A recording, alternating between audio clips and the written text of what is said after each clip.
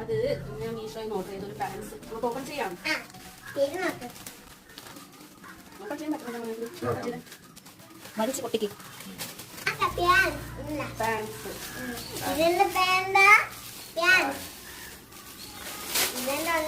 ഈ pants white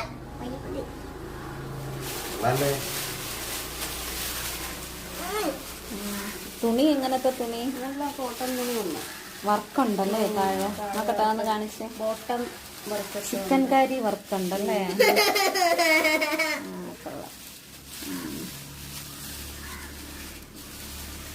കൊള്ളാമോ? ഇതിന്റെ പ്രൈസും ഡീറ്റെയിൽസ് ഒക്കെ സൈഡിൽ കൊടുത്തു.